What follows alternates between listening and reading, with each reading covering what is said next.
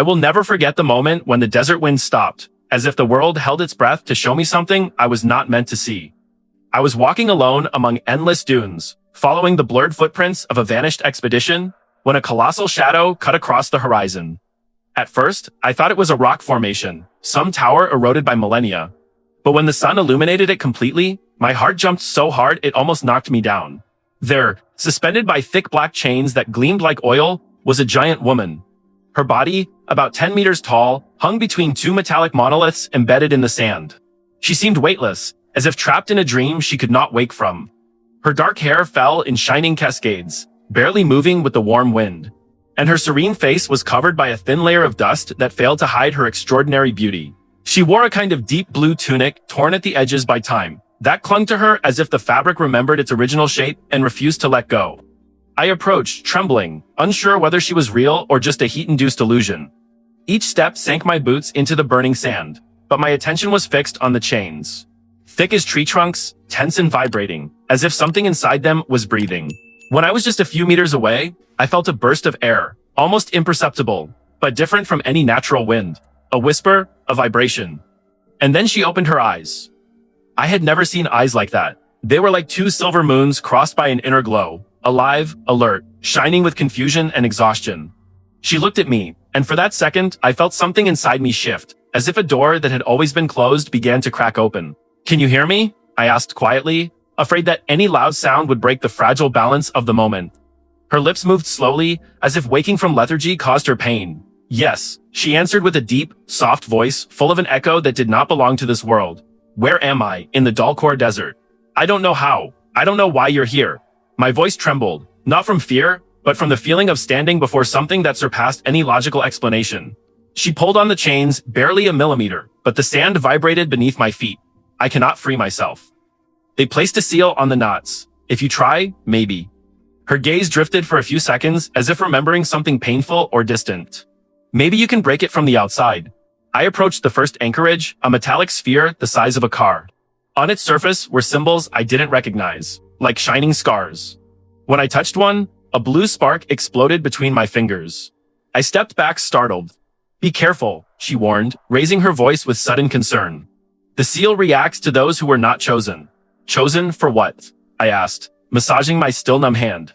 She looked at me with an expression that mixed hope and fear. "To return me, to awaken me completely. I don't know who sent you, but if you're here, it means the time has come." The sand began to move then, even though there was no wind. A wide circle around the monoliths vibrated, as if something immense beneath the surface was breathing. A chill ran down my spine. "What does that mean?" I asked. "The prison is reacting to your presence," she said, closing her eyes as if sensing something growing. "If you try to free me, you will also awaken the one who chained me." Despite the terror her words provoked, I could not look away from her. There was something in the way she watched me, in how her voice seemed to recognize me, that pushed me to stay. As if my life, everything I had lived until now, had been only a preparation for this impossible encounter. I took a deep breath, looked at the chains, then at her face, and said, "I'm going to try. I can't leave you here." For an instant, her expression softened and a warm glow lit her silver eyes. "Then, be ready," she whispered. "Because when the first chain falls, you will discover who I truly am." And it was in that very second, when I brought my hands back to the burning seal, that I understood nothing in my life would ever be normal again, because something inside the metal responded to me. The seal throbbed beneath my fingers as if it had a heart of its own. A slow, deep, ancient rhythm. I didn't know if it was my imagination or if I really could feel it pulsing through the hot metal. But each vibration slid up my arm like an electric current trying to read me from the inside. I swallowed hard and took a deep breath, trying to ignore the trembling in my hands. Behind me, the giantess watched every movement with a mix of anxiety and hope. Her presence filled the air like a storm about to break, imposing and fragile at the same time. The reddish morning light began to climb over the dunes and bathed her colossal figure in a golden glow, highlighting the edges of her blue tunic and the incredible softness of her features. It was an impossible contrast, a creature of extraordinary beauty trapped in a landscape of absolute desolation. "Listen," she said with an airy voice, almost a whisper that still echoed like a soft thunder. "The seal will not open by force. It only responds to truth. You must show it something that is completely yours, completely mine," I asked, without taking my hands off the metal. "I don't understand." The seals were created to perceive the essence of those who try to manipulate them. They do not seek your strength or your cleverness. They want to know who you are at your deepest. She closed her eyes as she spoke, as if trying to recall instructions forgotten centuries ago. You must let it see you. Let it read you. The idea froze my blood. How was I supposed to open myself to a metallic artifact embedded in a gigantic pillar? But despite my fear, something inside me resonated with her words. As if, in the deepest part of my being, I had already known this moment would come. I placed both hands on the surface of the seal. The metal heated immediately, but this time it didn't repel me. It was as if it were inviting me in. So, I closed my eyes and let my thoughts flow without trying to control them. Images flashed through my mind. The first time I held a map, the endless nights studying histories of lost civilizations. My childish desire to discover something that would change the world. Then came harder memories. Loneliness. The constant feeling of being a stranger everywhere. The silent weight of wanting to find my place and not knowing where it was. The seal reacted. A warm current rose through my arms and spread across my chest. It didn't hurt. It felt more like a question made of light. As if the seal were comparing my memories to something much greater. Suddenly, a voice that wasn't the giantess's or mine echoed in my mind, deep and ancient like the sand itself. It didn't speak in words, but in a sensation, acceptance. The metal vibrated, the surface glowed with an intense blue light. And then, with a muffled roar that made the dunes tremble, the first link detached. The sound traveled across the desert like a shockwave. The entire chain fell, lifting clouds of sand. The giantess let out a sigh that seemed to contain centuries of relief and at the same time a renewed fear. You've done it, she said, and her silver eyes shone with unexpected warmth. I didn't think anyone would manage to open a seal after so long. I stepped away from the pillar, still breathing hard. What does acceptance mean? What did it see in me? She hesitated for a moment. She lowered her gaze, as if the words were too heavy. The seal recognizes the spirit of those who do not seek power or glory, but truth. Truth in its purest form. She looked at me with an intensity that almost made me step back. It means you're not here by accident. Her words twisted my stomach. I didn't know whether to believe them, but the persistent sensation that something had awakened beneath the sand kept me from thinking clearly, and then it happened. A deep rumble echoed from underground. The sand around the pillars cracked, drawing black lines that expanded like malignant roots. The giantess tensed her shoulders, still held by 3 chains. It shouldn't have happened so soon, she said in a thin voice. The Guardian has sensed it. The Guardian? I asked as I stepped back. She nodded with a slow, solemn gesture. The one who chained me. The one who will not allow you to free me without a fight.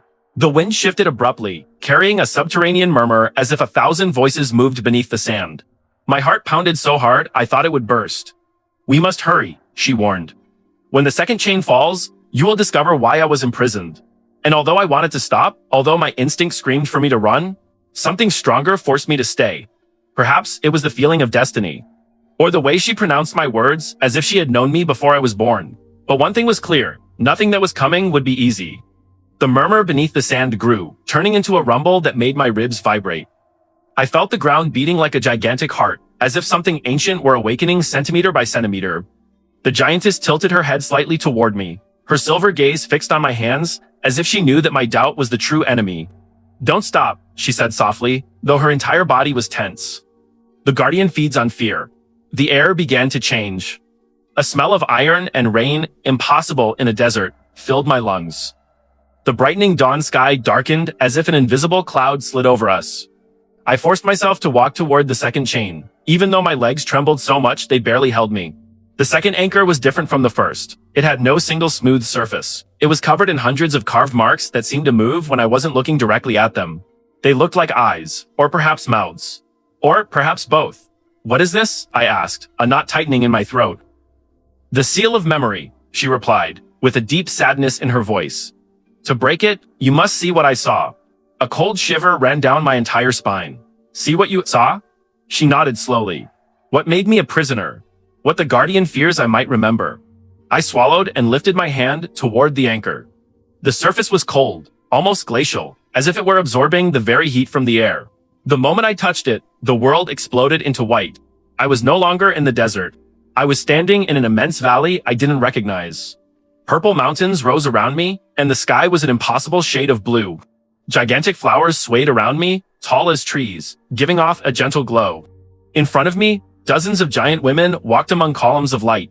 They were like the chained giantess, beautiful, imposing, serene, but their eyes shone with a warm, living energy, full of purpose. And there she was, younger, unchained, without exhaustion in her gaze. She laughed beside other giantesses, her blue tunic flowing as she walked along paths of crystal. There was no pain in her face, only life. But then, the vision changed. A shadow fell from the sky, darkening everything. A tearing roar split the mountains in two. The giantesses lifted their eyes in unison, and fear appeared in their luminous eyes. The laughter vanished as if it had never existed. From the sky descended a figure wrapped in a mantle of black dust. I couldn't see its face, only its colossal silhouette larger even than the giantesses. Its voice echoed through the valley like broken thunder. The balance has been broken. One of you has crossed the boundary. I saw the giantess point at something. Try to speak, but the dark figure silenced her with a single movement of its hand. A whirlwind engulfed her, lifting her into the air. Her companions tried to intervene, but they were repelled as if they were leaves. The vision accelerated, distorted, fragmented. She screamed, but the sound was drowned out by the roar of the shadow. Chains of light erupted from the ground, wrapping around her, hardening, darkening, transforming into the black chains that now held her in the desert. The dark figure pointed at her and pronounced a sentence that pierced my chest. Risk to the order. You are condemned to eternal silence. Everything went dark. I returned to the desert abruptly, gasping, my hands still pressed against the seal. I felt tears on my cheeks without remembering when they had formed. The giantess watched me in silence, and for the first time, I saw vulnerability in her silver eyes. A weariness so deep it seemed she held the sky aloft with nothing but her breath. Now you know, she said. I was accused of trying to break the balance between our worlds, an accusation, false. I wiped my tears quickly. He condemned you without hearing you. The guardian does not listen, she replied. He only watches, he only fears. And he fears what he does not understand. The chain creaked as I pulled my hand away. The seal shone like a sunrise, trapped in metal, and then broke with a burst of light. The second chain fell to the ground, lifting a wall of sand. The murmur beneath the earth turned into a roar. He is coming, she whispered. The guardian has fully awakened. The horizon began to shake. Entire dunes collapsed like waves. A colossal shadow began rising from underground, blurry, gigantic, terrifying. When the third chain falls, she said, looking at me with a mix of determination and terror, you must decide whether you trust me, or what you think you know about the world. The sky darkened, the shadow grew, and I knew that nothing could stop what was coming. The horizon opened like a wound. From the earth emerged a colossal silhouette surrounded by dark dust, a whirlwind of sand and shadows that made the entire desert seem to lean toward it. I couldn't see a clear face, only shifting contours as if it were made of living smoke and someone else's memories. Every step it took produced a deep roar, a tremor that rolled through the dunes and made the chains still holding the giantess vibrate. She closed her eyes for a moment, breathing with difficulty.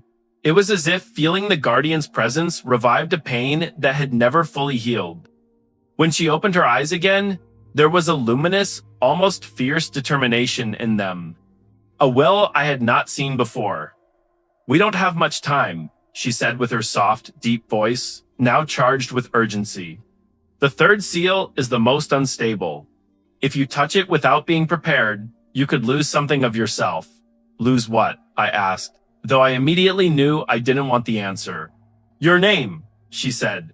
Your memory, or perhaps your purpose. The seal of the bond takes what defines a being and tests it.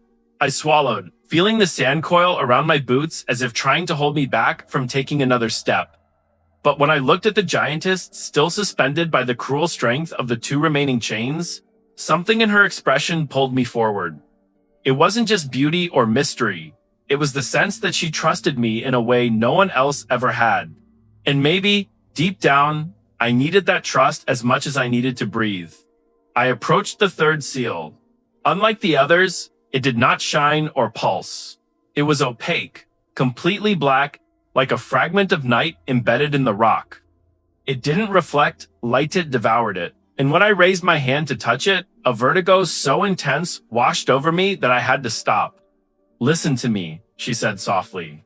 Her voice reached me like a rope thrown to someone at the edge of an abyss. "The seal of the bond will react to your connection with me. You must not lie to it. You must not hide anything. What you feel, what you fear, what you seek, must be real." The guardian took another step. The sand burst around it. Its shadow covered us completely. There was no more time. I placed my hand on the black surface. The world shattered again.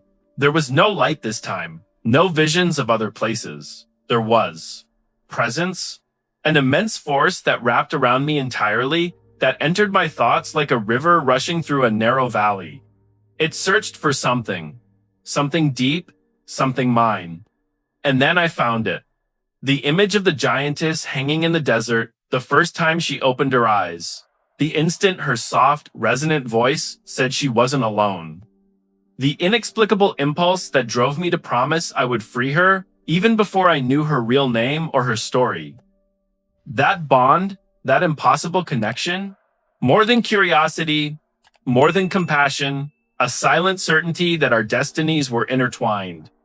The seal felt it. The darkness vibrated, and then it spoke. Not with words, but with a question that expanded through my mind. As clear as if it were written in fire, are you willing to bear what comes from freeing what you love without understanding it? The question struck through me like lightning. I could not lie. I could not escape. I could only answer with my truth. "Yes," I said, my voice unsteady. "Even if I don't understand, I won't leave her alone." The darkness contracted. It tightened. For a moment, I thought it would crush me. But then, suddenly, it dissolved. The black seal broke into 1,000 fragments that evaporated before touching the ground. The chain felt the giantess, let out a deep sigh that made the air vibrate around us as if life returned to her body in waves. But the guardian did not stop. It now stood fully upright over the desert, a titanic figure wrapped in shadows that did not obey the sun.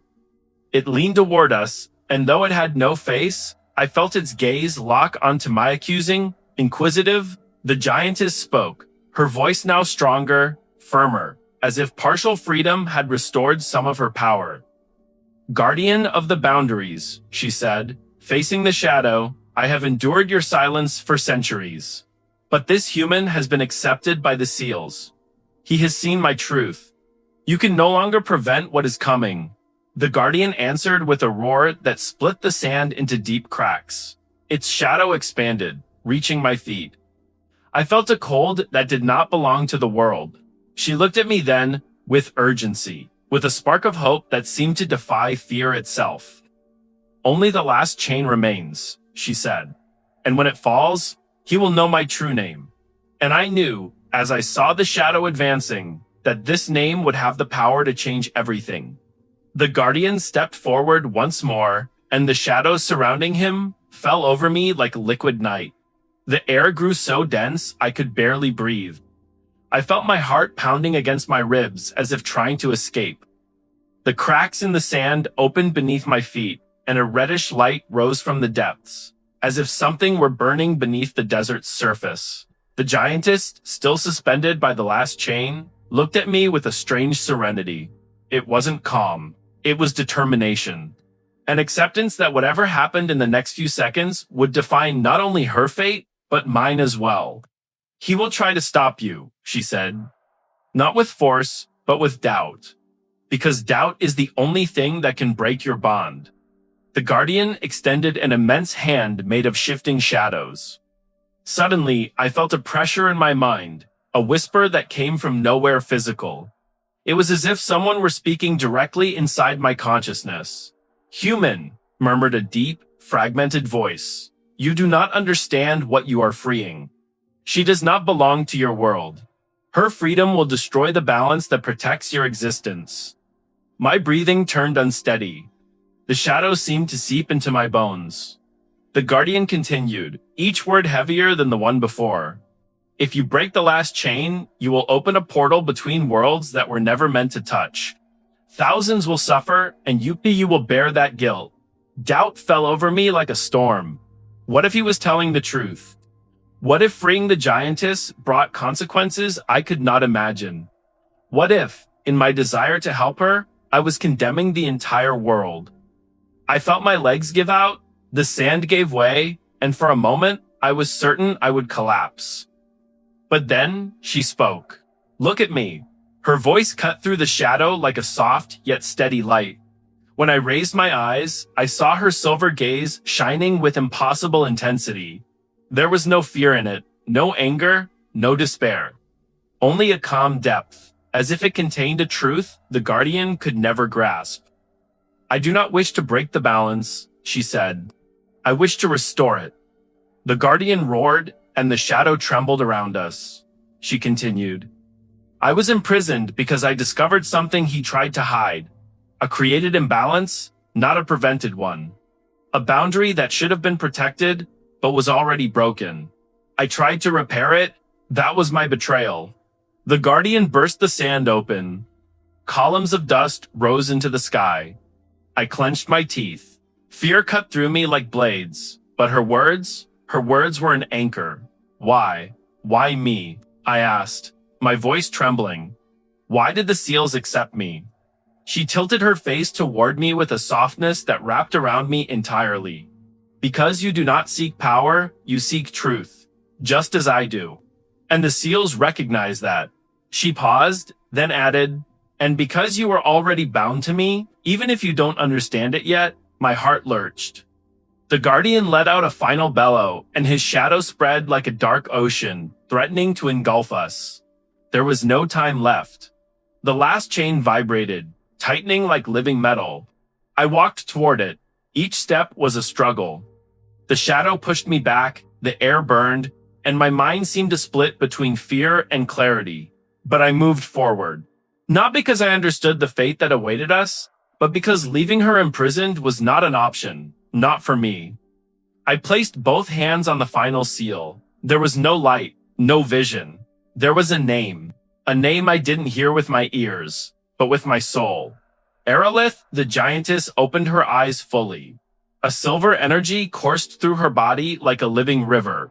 The seal shattered into fragments of light that vanished into the air, and the last chain fell with a crash that seemed to split the sky in two.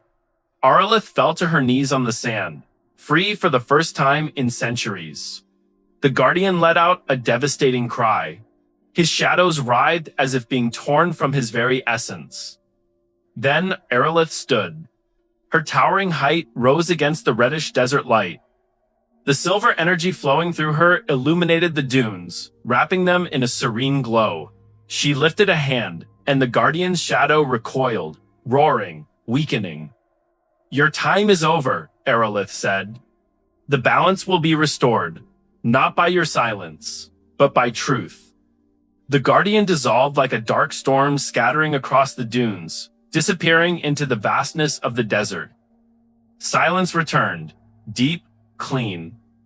Aerolith turned to me, her face, exhausted but free, held an expression I had never seen on her, pure gratitude. You returned my voice, she said, and with it, the chance to heal what was broken so long ago. I took a deep breath, letting the desert's sudden calm wash over me. What happens now? Aerolith looked toward the horizon, where the light was beginning to change, turning blue and silver. Now begins a journey I cannot make alone. And if you accept, you will be part of it. I felt a mix of vertigo and wonder. But before I could answer, she smiled gently and added, the Guardian was not destroyed, only scattered.